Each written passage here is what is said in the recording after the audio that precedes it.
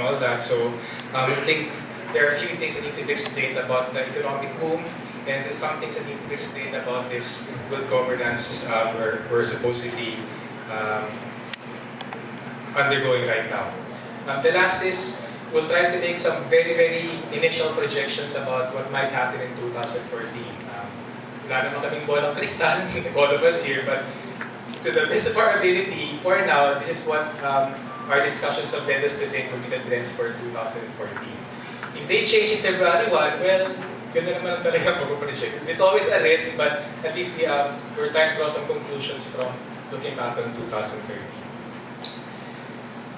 First, tanong lang muna, who's heard of this term BRICS? Hindi siya typo ba? Kasi it's BRICS. Who's familiar with the term BRICS? Nahiyaran kayo. Okay. Bakit nahiyaran kayo?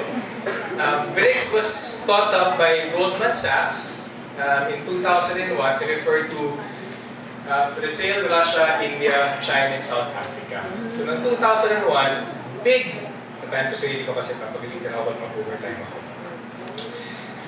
In 2001, maraming hype about the emergence of the BRICS. Hindi pa noon, if you'll remember, people were talking about the Chinese century. People were talking about the rest of the world is going to catch up to the traditional imperialist powers. They will diminish. The BRICS will rise to take their place on the scene. So, noong 2001, maraming hype about the BRICS. Diba? And bakit tayo ito yung na-highlight?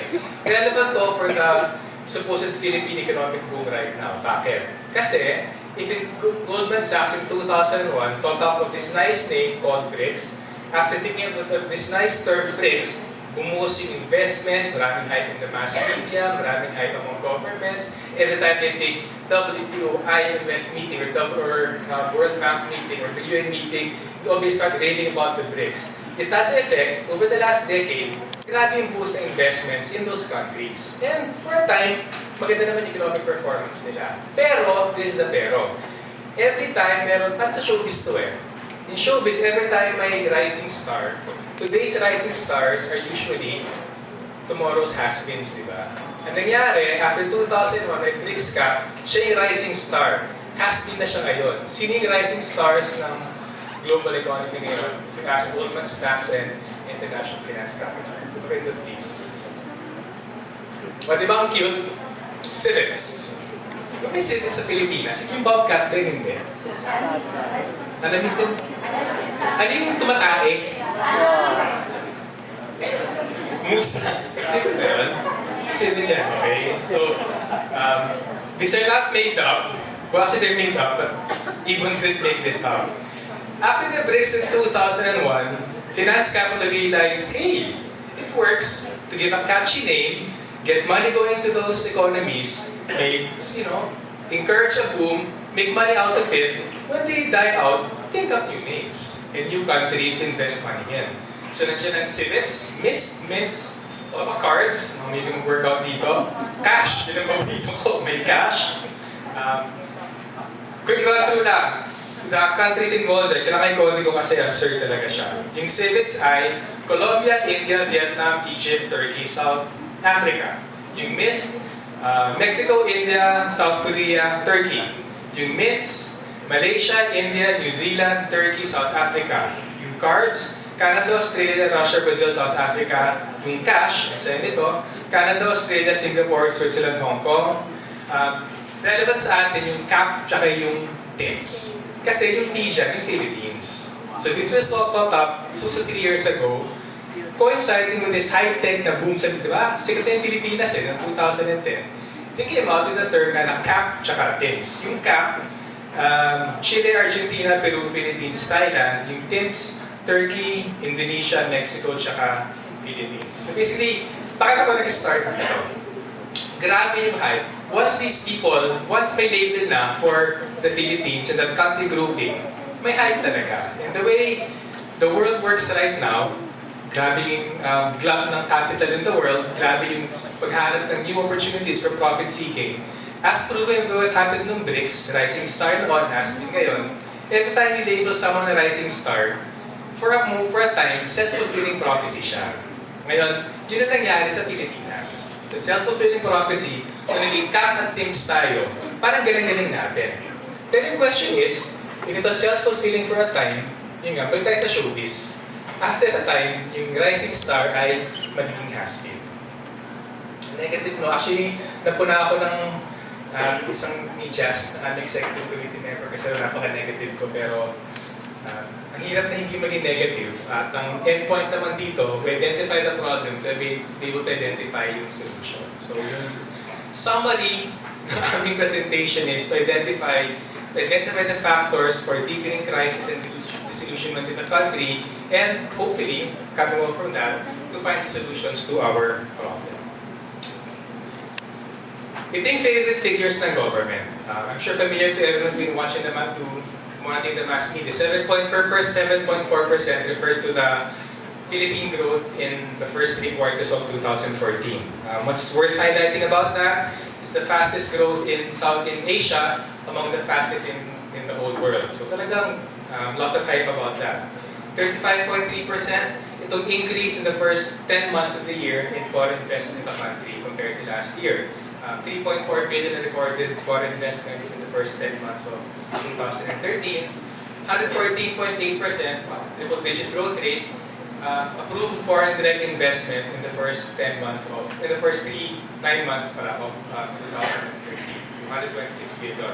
So quick summary lang yan about some key indicators ng government. Ang galing-galing natin. Fantastic growth rates. They complain about kulang pa yung investment, pero kung reference point natin yung the previous year, lumaki din yung foreign investment as recorded, and lumaki yung foreign investment as approved right now. Next. Also worth mentioning, double digit din to, yung 24.5% refers to the growth in the profits of the biggest 1,000 corporations in the country. In 2012, they recorded over 1 trillion pesos in net income for 2012. It was a 25% increase from 2011. In the same manner, yung 35.4% is the increase in the net worth of the top 40 richest Filipinos to 47.4 million in 2013. Kailangan ko mag-refer sa call lang dito kasi mainit ngayon sa issues yung power rates, di ba? Medyo gusto nga dito si Teddy. So sana pa-avoid din na si Teddy tungkol sa power rates. Pero just to highlight, out of the 1 trillion pesos, 11% of that ay nasa power sector. At hindi sa buong power sector. 11% ng 1 trillion pesos na yan, summing to 115 billion pesos is just by the top 10 power companies in the Philippines. Ang number 1 dyan ay Meralco. Meralco is the country's biggest corporation by gross revenue. Nag-record siya last year ng 20 billion pesos in net income. At natin dyan, yung kanahali after Meralco, the top 10 corporations, SAL, NGCP, South Premier, San Miguel Energy, Thermo Luzon, EDC, First Gas, etc. So isama lahat yan, 10% ng 1, hindi mo nga. Sabi siya, tinipresyon ako ng time keeper namin. Yung suma yan, yung power industry is one of the most profitable industries in the world. And this is same power industry saying, if they don't charge higher rates, madulugi daw sila at magkaka-brownout tayong lahat sa mga darating na buwan. So na ma-highlight doon, grabe yung profitability ng companies. And if you notice, kung i-pay attention to yung listing, medyo nakakalitong ko rin yan, sangkot dyan yung mga companies involved in this alleged collusion dun sa WESM and with the whole power rate increase. Yung San Miguel, yung Thermo Luzon, and of course yung Meralco. Iba ko sabihin pa dyan, nandito ba yung aming dalawang interns? Anyway, yung aming dalawang intern, tinutulungan yung Ibon na magbuo ng analysis ng mapping ng oligarchs sa Philippines. So labas pa yung usapin dyan ng identify dyan yung these big power corporations, iba pang usapin dyan yung layering ng intelligences nila about the Lopezes, not just dominating the power sector, but dominating other sectors in the country. So kung ilista natin yung oligarchs natin, ilan lang yan eh, di ba? Ayala, Lopez, Bokong Waisi, hindi lang single sector yung mga yan. Talagang oligarchic ng domination nila, yung global sila, cut across the whole range of sectors in the country, and wherever they are, they dominate. So na na-highlight yan kasi pasilid yan to just to economic growth is for right now. So na-highlight yan, the first two slides, konting numbers, rapid growth, ang daming foreign investment, incredible increase in net income of the top 1,000 corporations, and increase in the net worth of the 40 richest families.